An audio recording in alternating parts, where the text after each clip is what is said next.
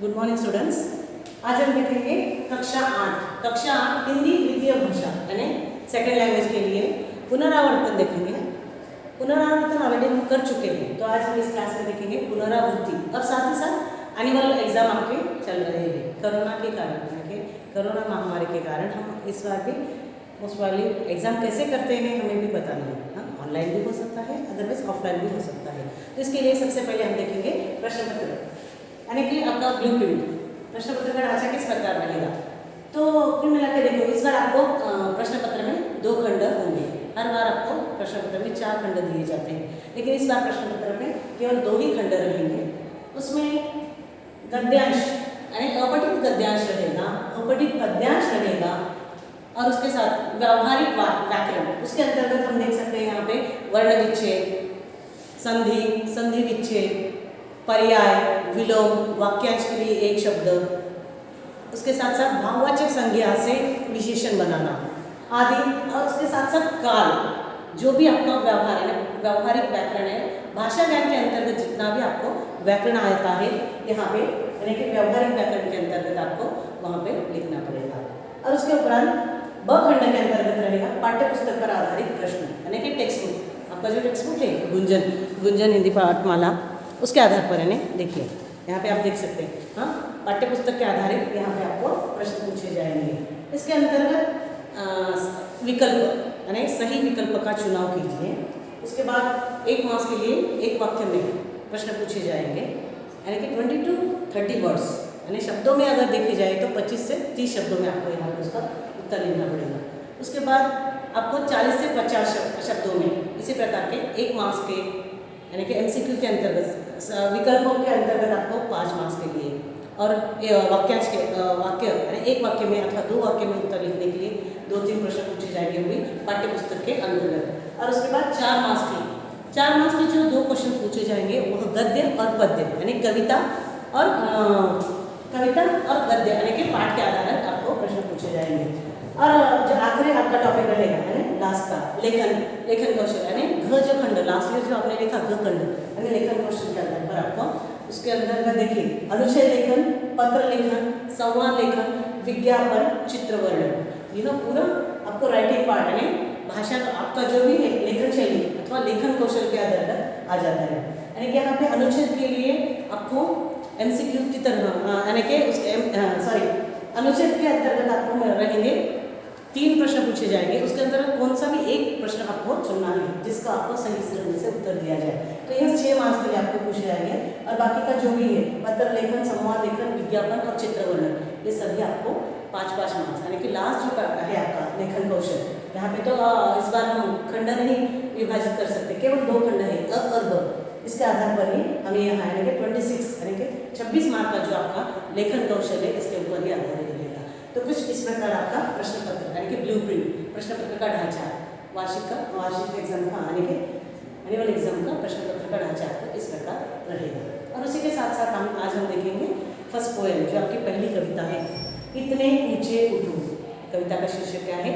इतने ऊंचे उठो।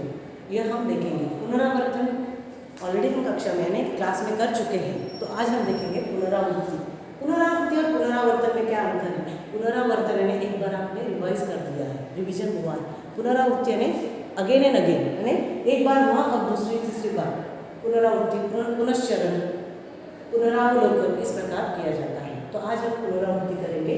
तो सबसे पहले हम देखेंगे संक्षिप्त में, ऑलरेडी हमने ये तो पढ़ा है लेकिन फिर भी परीक्षा के लिए पुनरावृत्ति बहुत ज़रूरी होती है। अगर आप कक्षा में होते तो टेस्ट के अंतर्गत अथवा मौखिक प्रश्न पूछकर आपको यह रिवीजन के तौर पर यह पढ़ाया जाता था। लेकिन आज हम क्या करेंगे, कोरोना के कारण ऑनलाइन एग्ज़ाम्स होते या ऑफलाइन एग्ज़ाम्स होते हमें भी पता नहीं, तो इसके लिए यहाँ पे थोड़ी सी रिवीजन यानी कि पुनरावृत्ति हम करेंगे। तो शीर्षक का नाम है इतने ऊंचे उठो। यह आपकी पहली कविता है। इस कविता के कवि है द्वारका प्रसाद माहेश्वरी। कविता के कवि कौन है? द्वारका प्रसाद माहेश्वरी। इनका परिचय हमने पहले ही पढ़ लिया है, लेकिन फिर भी संक्षिप्त में केवल कविता के मेन पॉइंट्स जो है उसके ऊपर हम थोड़ा सा कवि की सोच के बारे में देखेंगे पहले पॉइंट में, और उसके बाद देखेंगे उद्देश्य और इस कविता से आपको क्या संदेश मिलता है। और तीसरा पॉइंट रहेगा समाज में परिवर्तन कैसे लाया जाएगा। तो यहाँ द्वारिका प्रसाद माहेश्वरी जी ने किस प्रकार इस कविता में इतने ऊंचे उठो, यानी इस शीर्षक का पहले सबसे पहले हम अर्थ जानेंगे, उसके उपरांत हम ये 3 पॉइंट के ऊपर दर्शाएंगे और उसके उपरांत जो भाषा ज्ञान के अंतर्गत संक्षिप्त में जितने भी प्रश्न हो जाते हैं हम यहाँ पे हल करने की कोशिश करेंगे। तो देखो बच्चों, आज हम देखेंगे इतने ऊंचे उठो इस कविता में क्या दर्शाया गया है द्वारिका प्रसाद माहेश्वरी जी ने। तो व्यक्ति को अपने विचारों से, विचार यानी कि उनके मन मस्तिष्क में उठने वाले विचार, अपने विचारों को किस प्रकार समाज में मानव जाति का कल्याण किस प्रकार करना चाहिए यहाँ पे दर्शाने की माहेश्वरी जी ने, द्वारिका प्रसाद माहेश्वरी जी ने कोशिश की गई है। और साथ ही साथ इस कविता में कवि का उद्देश्य क्या है, उसका उद्देश्य क्या है और वह क्या कहना चाहते हैं इस कविता के माध्यम से सबसे पहले हम देखेंगे। तो देखिए यहाँ पे प्रस्तुत कविता में द्वारिका प्रसाद माहेश्वरी जी ने क्या कहना चाहते हैं, समानता और नवीनता।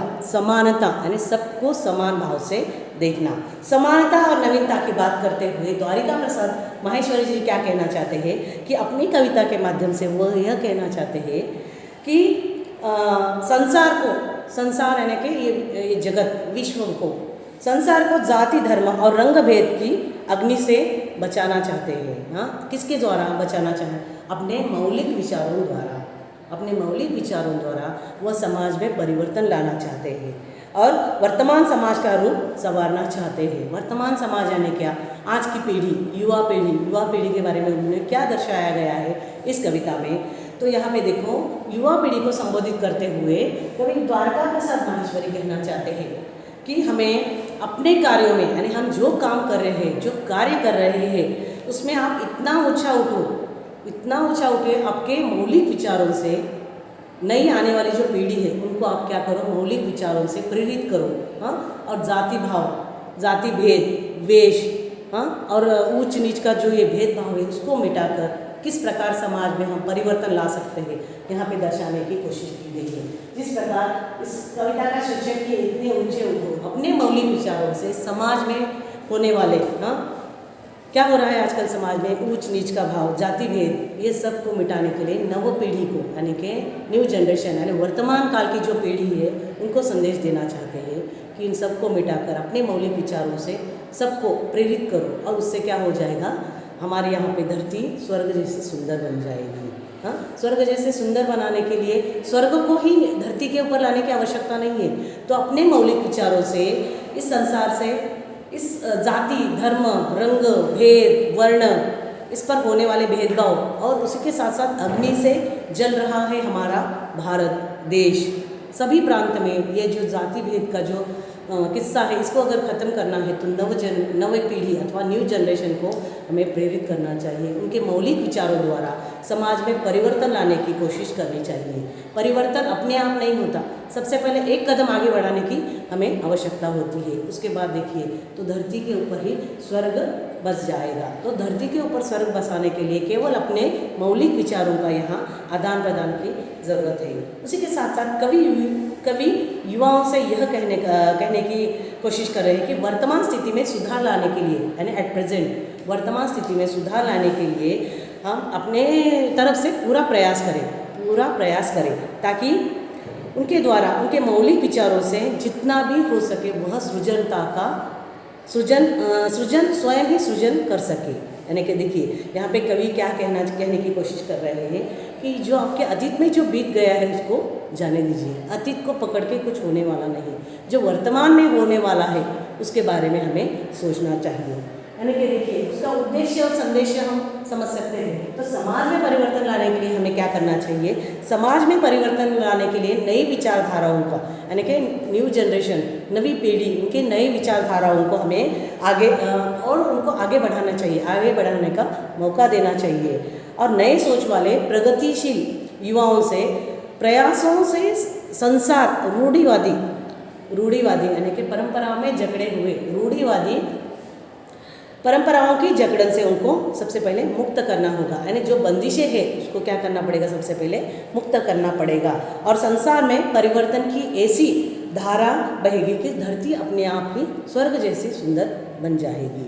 अगर इस जलन को, इस ज्वाला को, इस अग्नि को अगर शांत करना है तो हमें क्या करना चाहिए। यहाँ कवि क्या कहने की कोशिश कर रहे हैं, मलय पवन यानी कि मलय पवन से निकलने वाली शीतल हवा, उससे हम क्या कर सकते हैं, समाज में परिवर्तन ला सकते हैं। उनके विचारों द्वारा, उनकी शीतलता से हम समाज को जागृत कर सकते हैं। उसी के साथ साथ कवि का उद्देश्य भी यहाँ पे पूरा हो जाता है।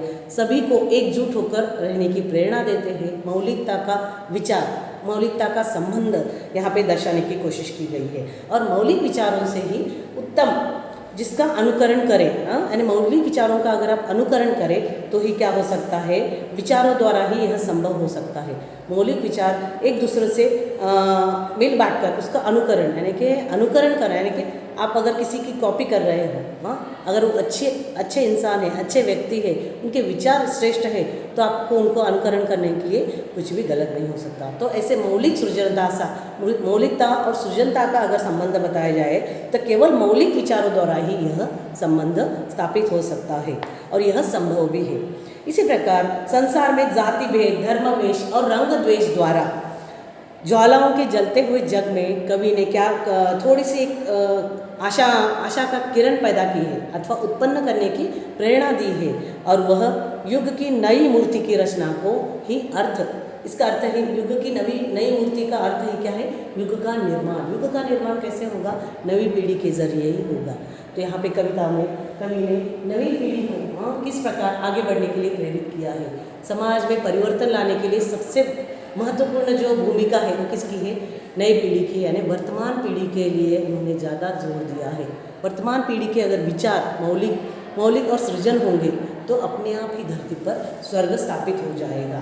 और इससे क्या हो जाएगा, पुरानी परंपराओं को ढोते रहने से प्रगति, यानी कि अगर आप 1947 को ही फॉलो करेंगे तो होगा नहीं।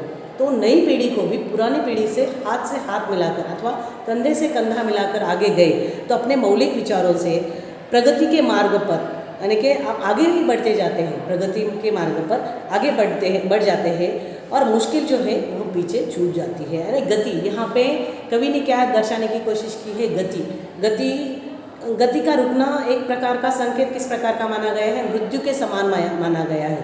तो गति हमेशा निरंतर चलती रहनी चाहिए। तो इससे क्या होता है, जीवन का सत्य गतिमान होता जाएगा। तो कवि का कहने का तात्पर्य इतना ही है कि पुरानी परंपराओं के बंधन से बाहर निकलो और परिवर्तन की ऐसी धारा में इतनी ही गति से आप बहो कि जितने ही स्वयं में हम परिवर्तन ला सकें। तो यहाँ पे परिवर्तन लाना उद्देश्य संदेश यहाँ पे दर्शाया गया है और समाज में किस प्रकार परिवर्तन लाएगा यहाँ पे कवि दर्शाने की कोशिश की गई है। उसी के साथ साथ अगर यहाँ पे आप देखेंगे भाषा ज्ञान के अंतर्गत कुछ एक प्रश्न पूछे गए हैं इस कविता में, उसके आधार पर आप उसको हल कीजिए। एक दो प्रश्न मैं यहाँ पे पूछ के उसका हल बोल देती हूँ, बाकी के आप घर में कीजिए। तो इसके अंदर भाषा ज्ञान के अंतर्गत आप देखें तो इसके अंतर्गत पर्यायवाची शब्द है। पर्यायवाची के अंतर्गत धारा यानी कि भू, धरती, धरित्री, वसुंधरा ऐसे शब्द दिए जाएंगे। दो पूछे तो दो लिख सकते हैं, एक पूछे तो एक लिख सकते हैं। आकाश, गगन, संसार, दुनिया, विश्व, जगत, वायु यानी पवन, हवा। इसी प्रकार विलोम शब्द भी पूछे गए हैं। स्वर्ग उसका अपोजिट रहेगा, यानी कि विलोम रहेगा नरक। इसी प्रकार तुकान शब्दों का भी यहाँ पे प्रयोग किया गया है। इस कविता में आप देख सकते हैं तुकान शब्दों का भी प्रयोग किया गया है। उसके आधार पर दृष्टि वृष्टि यानी कि यह एक तुकान शब्द है। इसके आधार पर कविता में से आप तुकांत शब्द छाट कर लिखिए। अगर इस प्रकार का प्रश्न पूछा गया तो आपको इसको बहुत ही सरलता से उत्तर दे सकते हैं। वेश और द्वेष, और इसी प्रकार स्वर और अक्षर, पोषक, द्योतक, ये क्या है, तुकान शब्द इस कविता में दर्शाए गए हैं। इस प्रकार आप उसके उत्तर को हल कर सकते हैं। साथ ही साथ तद्भव शब्दों का, तत्सम शब्दों का भी यहाँ पे रूप दिया गया है। अगर आप भाषा ज्ञान व्याकरण के आधार पर जो पहला वर्ण विचार में देखें तत्सम तद्भव, यह हमारा पूरा भाग हुआ है। तो इस प्रकार इस कविता में सूरज, उसका तद्भव का तत्सम रूप क्या होगा, सूरज, सूर्य, चांद का रहेगा चंद्रमा। उसी प्रकार हाथ यानी हाथ को जो कहा जाता है हस्त, कर भी कह सकते हैं। दुनिया यानी विश्व, गांव का ग्राम, यानी तत्सव का तद्भव का तत्सम में किस प्रकार परिवर्तन हो सकता है, इस प्रकार के आप यहाँ पे प्रश्नों को हल कर सकते हैं। और साथ ही साथ जो अंतिम आपको प्रश्न रहेगा इस कविता के आधार पर शब्दों संज्ञा से विशेषण शब्द बनाइएगा, संज्ञा से विशेषण शब्द बनाइएगा। अक्षर का नूतन में आप परिवर्तन कर सकते हैं। जग, जग का विशेषण रहेगा जलता, यानी कि ज्वालाओं से जलते जग में, यानी कि जग का उसका विशेषण रहेगा जलता। गगन, गगन, गगन की विशेषता क्या है, वो ऊंचा है। तो संज्ञा से विशेषण किस प्रकार बनाए जाते हैं, यहाँ पे हमने पहले ही हल किया है, लेकिन फिर भी यहाँ पे एक कविता के आधार पर हमने पुनरावृत्ति की है। तो आशा करती हूँ ये वीडियो आपको समझ में आया होगा। तो इस प्रकार घर में बैठे आप इस ब्लूप्रिंट यानी कि प्रश्न पत्र के ढांचे को भी स्मरण कीजिए, ताकि सबसे पूर्व प्रश्न पत्र का ढांचा आपको पता है, तो उस प्रकार आप पूर्व तैयारी परीक्षा की कर सकते हैं। तो यह कविता आपको समझ में आई होगी, तो घर में रहिए, सुरक्षित रहिए, खुश रहिए। धन्यवाद।